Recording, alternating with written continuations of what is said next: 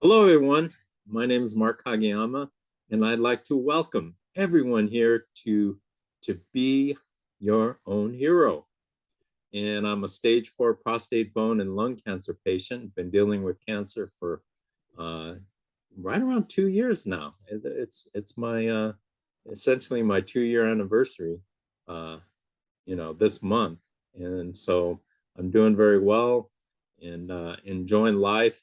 I am so thrilled and happy to wake up and open my eyes every single day to experience a new day. And life is great. Life is for the living, and if you're alive on this earth, make the most out of every single day, because every single day is precious. Every single minute is precious. And it's so important that we help others to appreciate that as well. And so, what I've done is I'm bringing back Dr. Gary Phillips, and he was on our interview last week.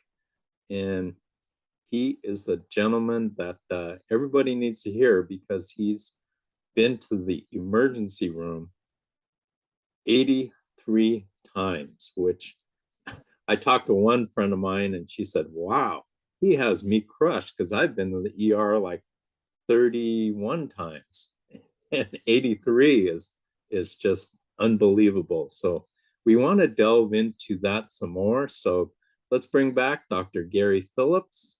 And Gary, please reintroduce yourself, and let's get the show on the road. Thanks, Mark, and thank you so much for having me again on your incredible platform. I resonate with your words that you said today, and every time you present a video about, the importance of making the most out of every minute, every second, every day with your family and friends and in this life, and being vertical rather than horizontal is a really good thing. And so I appreciate that. I'm a 40-year medically retired chiropractic physician and registered nurse, and just have the opportunity to share some of my experience in a life-threatening illness with you guys today. Awesome, awesome. We can't wait. And so, we're kind of go back and reach back to the last interview. So 83 times you've been to the ER. Number one, what made you want to count them? And so from the first time to the most recent time, the first time you went to the ER, what went through your mind at that time? And over time, how has your mindset developed through that process? Great question. I became a nurse in high school. So in 1980, I graduated high school with an LVN, licensed vocational nurse. So I was working for 13 years until 1993, when I was diagnosed with idiopathic thrombocytopenic purpura, which means no known cause for a low platelet count causing bruising. The idiopathic part means that there is no known cause, but it is considered a rare blood disorder in the National Organization of Rare Disorders. And in 1993, in June, I was in karate. I was just taking some karate, and I got kicked on my elbow, and I bruised from my hand to my shoulder. There was a big purple bruise. And from a karate kick, a local bruise would be, appropriate and understood. But when I saw a bruise that big, it was scary. I didn't know if I'd fractured. So I was taken to the emergency room. And when they took my blood in the emergency room, they did a complete blood count. The platelet count was 7,000. Normal platelet count on a complete blood count for human beings, everybody, is about 130,000 to 400,000. And that's the normal platelet count for in a person that prevents bleeding when you get cut. Those little platelets, clog up the holes. Anyway, at this time, they determined that there must be something serious that's causing that kind of platelet count. And when you have that kind of platelet count in medical science or in medicine, there's a few reasons that you can have that kind of platelet count. One is the disorder that I have, but it's also leukemia could cause that kind of platelet count, cancer of the blood. So that was my fear. And my wife, who's a nurse practitioner and has been a nurse for over 35 years, and me being in healthcare, both of us, we were scared of the worst. We were very scared. I was very scared in the emergency room. The doctor said we need to do a bone marrow biopsy. So most people that don't know what that is, they literally put a big bore needle into your hip and take some bone marrow. It's one of the most painful procedures known to medicine. They literally core your bone with a needle, and they give you very little anesthetic. So it's extremely painful, but they have to do that to find out what's going on in your bone marrow to see if you have leukemia. So my bone marrow biopsy was negative for leukemia. So they determined that, and at the time I actually had a cold. I had a cold or a flu virus. At the time I got kicked in karate, didn't know it. I wasn't really horribly symptomatic, but the combination of the cold virus, the low platelet count, the bruising, they determined that they diagnosed me with idiopathic thrombocytopenic purpura. That's the short name. The long name is chronic refractory immune variant idiopathic thrombocytopenic purpura. So all those words mean that it's chronic is a long-term thing. Refractory means it happens when you get a virus that triggers the syndrome.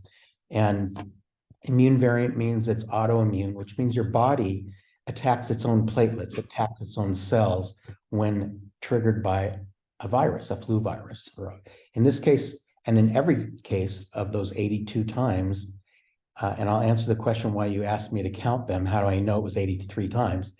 But in all of those 82 episodes, they were triggered by a viral bronchitis. So the viral bronchitis caused my immune system to start munching on my platelets. The treatment for that is high-dose steroids. Typically in the emergency room, they'll give you IV steroids, which act the quickest. If you're actively bleeding, I wasn't actively bleeding, but I did have purpura, which is blood spots from the low platelet count. And so they gave me IV steroids. They didn't have to give me a platelet transfusion, which I have had several times when I was actively bleeding in one of those 83 episodes. And then they discharged me home with high-dose steroids. And I mean prednisone, which is the oral steroid that they typically give, a few kinds of patients. They give prednisone oral steroids in people with brain cancer to reduce inflammation. It's a potent anti-inflammatory. They give it in pneumonia to reduce the inflammation of the lungs. And they give it in, asthmatics that have severe inflammatory asthma.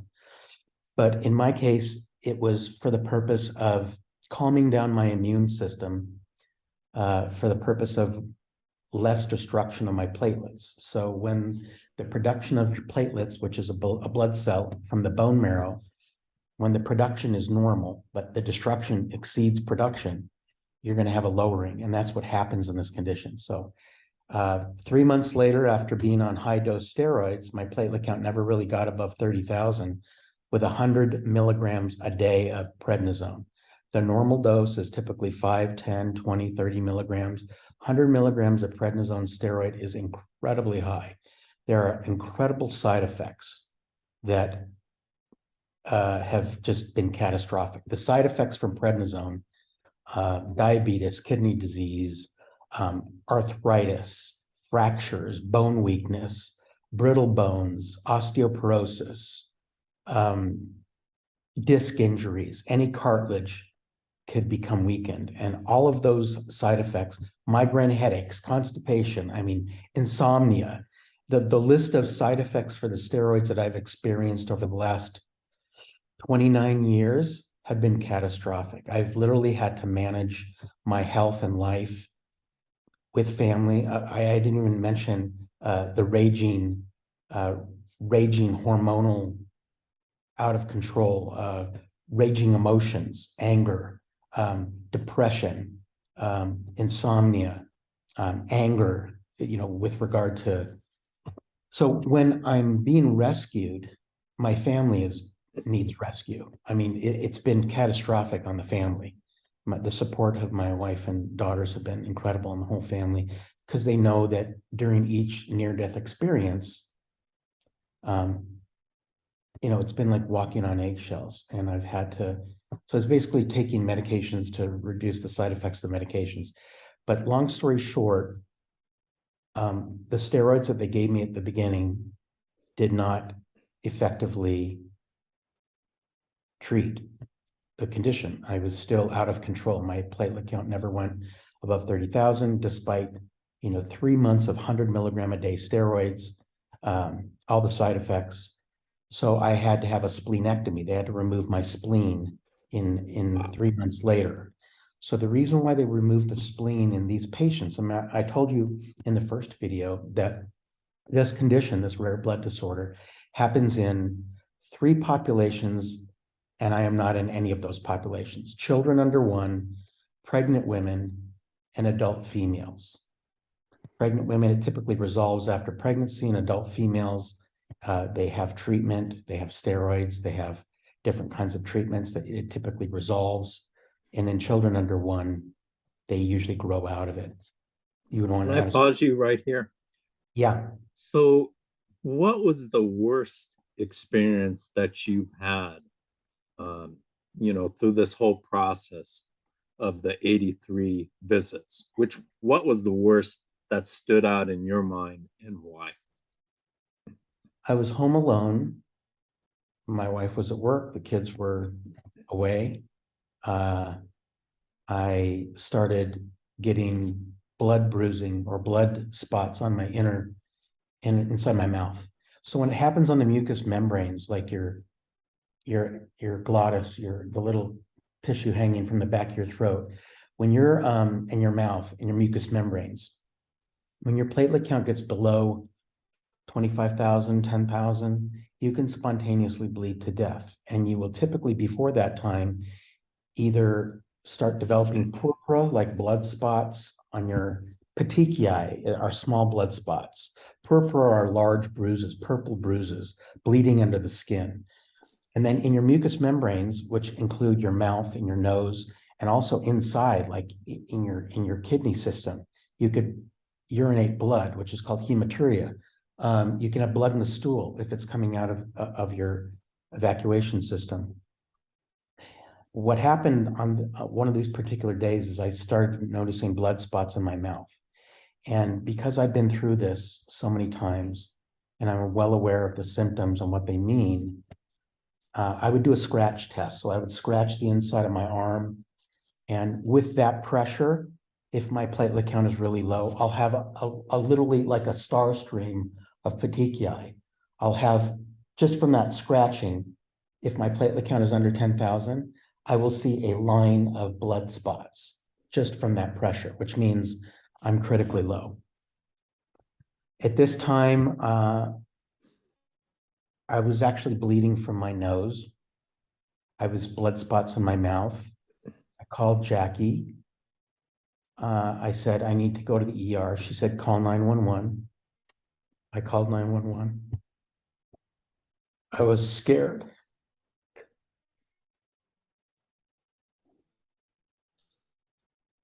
Each one of these times, each one of these 83 experiences, including this and another, when I'm having to be picked up by rescue ambulance, I'm asking God to preserve my life.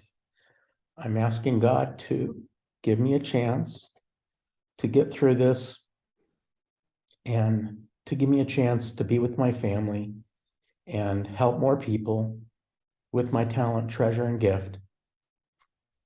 And, he has. But at the time, I'm literally in the rescue ambulance, not wanting to move a hair, because you can literally walk off a curb and bleed to death. You can literally cough and you bleed in your lungs. You can literally sneeze and rupture a disc in your spine. because of the steroids that have weakened my bodies over the years. So in this particular time, and there were other times like this where I was being transported, I'm on the phone with Jackie in the ambulance. And it was just incredibly scary. What's been more incredible is the kind of support that the family has given me every time. And especially being on rescue treatment. Imagine 83 near-death experiences in the emergency room, but then also 6 days of high-dose corticosteroid rescue therapy, steroids, prednisone, starting with IV in the emergency room and then 6 days after. And then that's not the worst of it. The worst of it is all the side effects, the insomnia, the migraine headaches. So there's this balance and this really difficult situation where I'm taking, low dose narcotics to help with the headaches from the steroids to rescue me from the ITP, the platelet drop. And the narcotics or any pain medication that has codeine in it, as you know, causes your colon to shut down. And so actually the worst experience was I was hospitalized. I was hospitalized 4 times with this condition, in addition to the 83 emergency room experiences. The emergency room preceded the hospitalization. The hospitalizations were 5 days. In those hospitalizations, I was being rescued with IV medication, IV steroids, narcotics as strong as Dilaudid and morphine, which are the 2 strongest narcotics, short of anesthesia with fentanyl or propofol, but they give Dilaudid, which is 10 times stronger than morphine. It's synthetic morphine for migraine headaches associated with the rescue medication. Well, those narcotics, they cannot give you enough laxatives it shuts down your system. So there created other problems from that. So it was this horrible experience. Each hospitalization fits into that category where I'm being rescued and then being rescued from the side effects of the rescue medication. So those were the most difficult times, and the hardship on the family with seeing the anger, with seeing the debilitation and the near death, and Jackie being, even during the rescue, being near the phone to call 911. You know what resonates with me here is just, everybody out there, everybody goes through different things, whether, there are things going on with your family, with your kids, with your job, whatever it may be. Just think about Dr. Gary here and what he's gone through and what he's willing to do to live. And that's the lesson I think we should all take from it here is, everybody goes through things, and it's a matter of how we handle that. And so if you could share with us, what drives you to keep living, and what is your motivating factor to keep experiencing this? Because invariably, I'm sure, and I wouldn't want this to happen, but invariably, with your track record, you're going to go back to the ER at some point. Right. So I've been actually very much more stable. Like I said, there were 60 experiences from 1993 to 2016 when I retired medically, when the exposure to ill patients and ill coworkers and the public, with contracting a viral syndrome, a flu or a cold, which is incredibly high when you're getting into an elevator at church, as it is if you're working even in management and having to be limited in my exposure to patients, sick patients, which is what I was doing before I retired in 2016. I was mostly management, a team manager, excuse me, with a large hospice. But I was told by my physicians over the previous 10 years before my 2016 retirement that I have to get out of the patient care setting. And, I was working 12 to 14 hours a day in very high level, positions in healthcare over my career after I retired from chiropractic in 1997.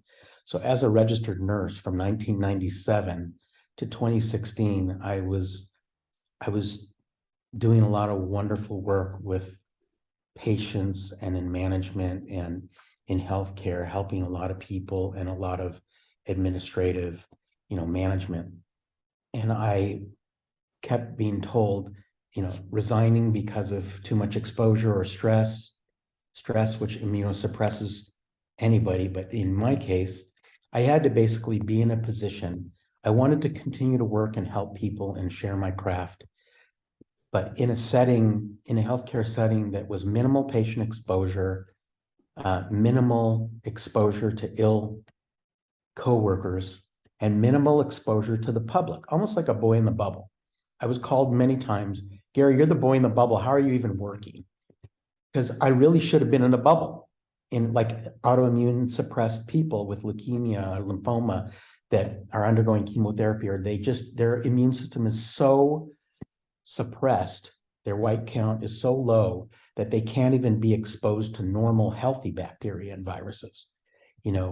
There's not a real lot of normal healthy viruses, but we live with staphylococcus on our skin, which is a healthy bacteria.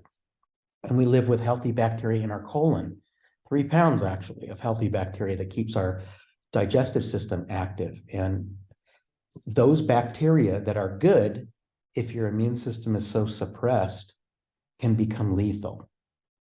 So it was very important for me to continue working, but then again, not to the point where I was getting every 2, 3, 4 months a cold virus, a flu virus, a viral bronchitis, another exacerbation, another emergency room visit, another rescue.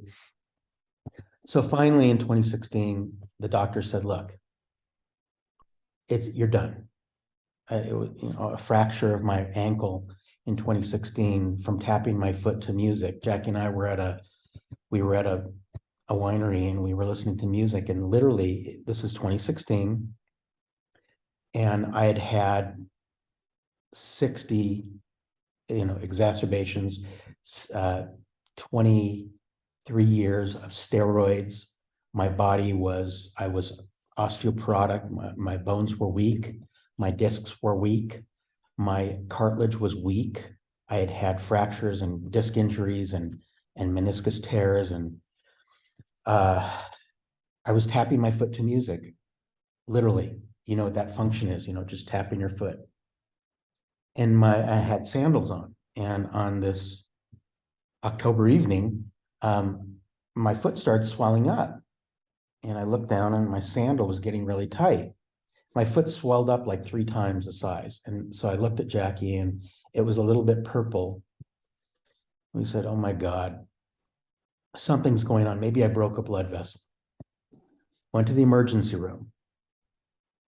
It was what's called an avulsion fracture of my heel, my calcaneus. An avulsion fracture is where the tendon that attaches to the bone literally rips away from the bone. And that only happens in extremely high trauma injuries, where there was enough trauma and force to rip a tendon and pull bone with it. And that happened on my heel, my calcaneus on my right side. And they determined that, sure enough, I had a viral bronchitis. This was another exacerbation.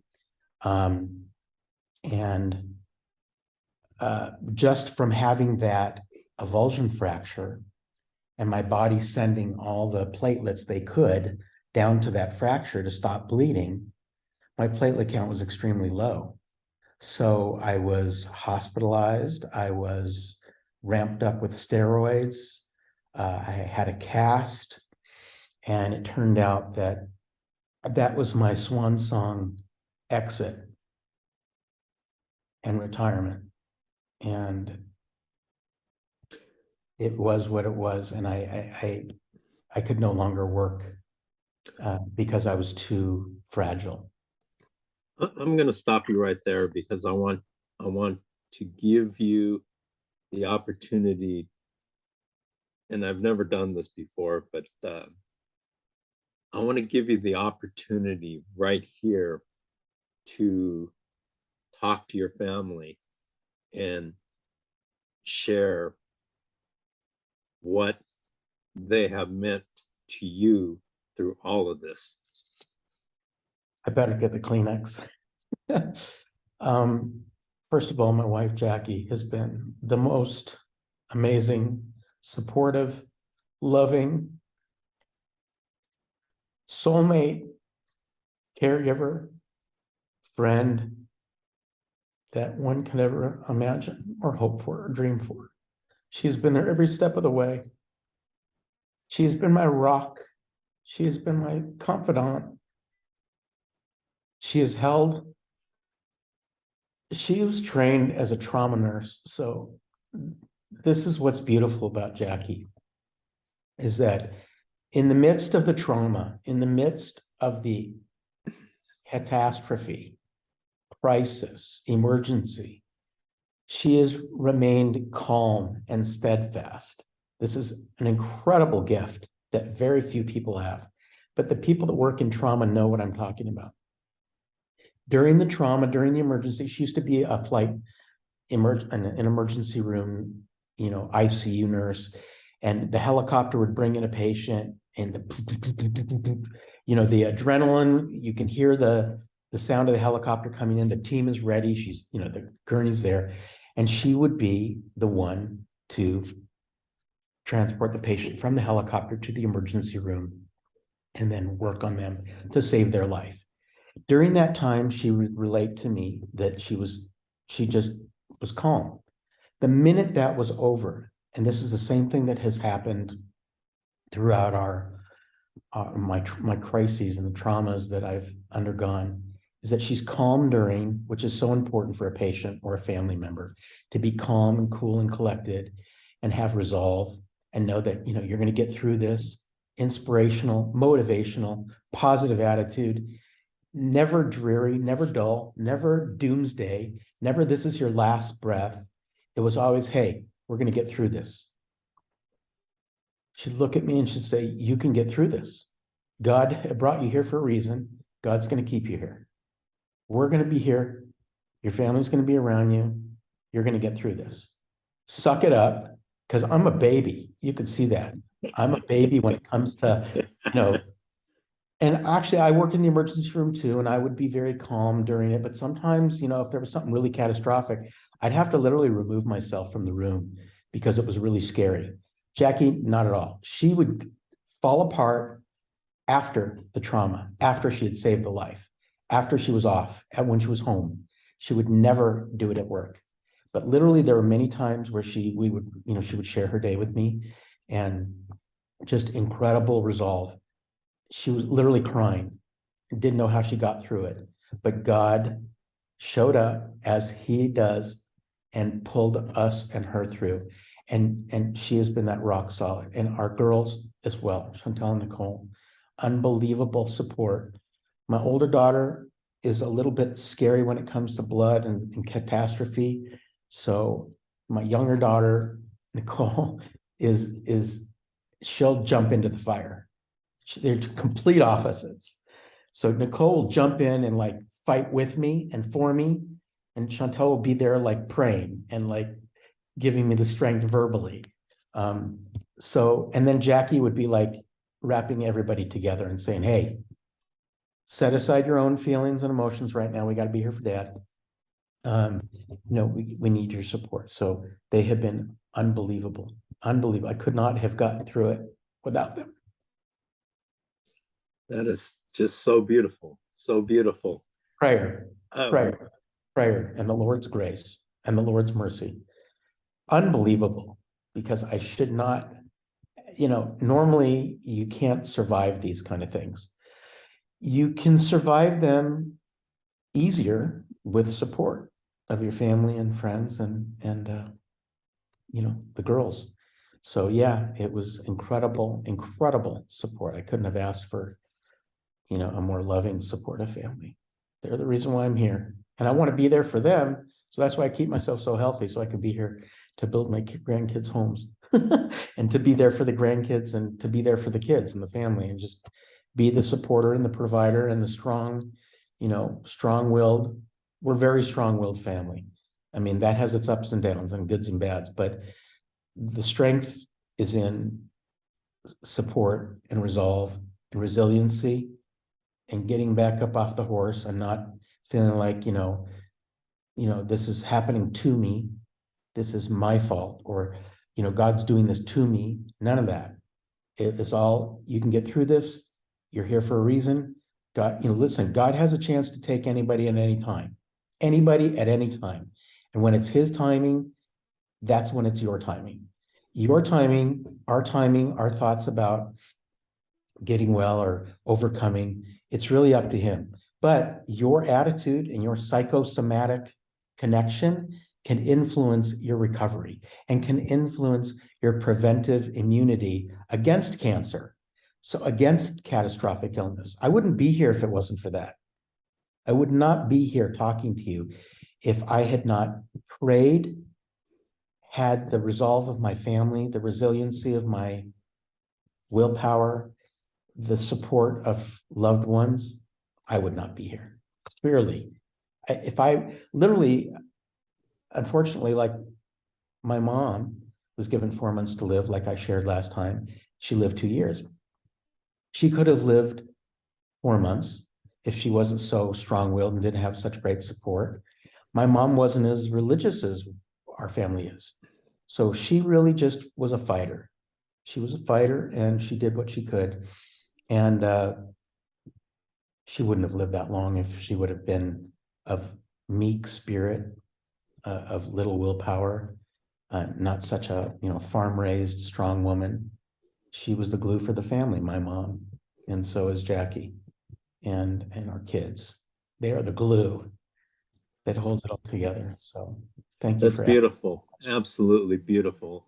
And what I want to share at this point in time, anybody going through any kind of health crisis, it's so important to have the right people surrounding you because, as they say, it does take an army to survive major health crises. I mean, you just can't do it yourself. It's just physically impossible. But Or a village, or a yes, a village. village, an army, a team, it's all good. It's all good. But what I want to do is wrap things up. Thank you so much for your insight, and I think we're going to have to continue this interview at another time. So we'll bring you back again another time. With God's Uh, grace, thank you. yes, no, thank you for sharing the insight. And what's interesting is, we're not going off of a script. We No, kind of talk about things, raw and unedited. talk about things beforehand, and we just kind of journey and see where that journey takes us. And so, thank you for sharing the insight to your incredible journey. And we wish nothing but the best for you and your family, and continued health, and um, and I look forward to further engagements with you. It's been an honor, absolute honor, to share this platform with you, Dr. Gary. And what we want to do is we want to wrap it up for today. I want to thank everyone here for joining us at To Be Your Own Hero, and make a difference in somebody else's life, even if it's small. It doesn't have to be, you buy them a car. How about a smile? How about a nice greeting? How about a phone call to somebody who's not feeling well? Because that makes all the difference in the world.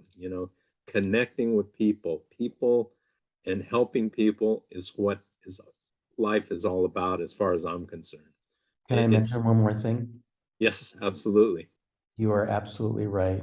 And it's so blessed and honored to be a part of this and for allowing me to be with you and the community. And what you're doing is a very important and relevant thing.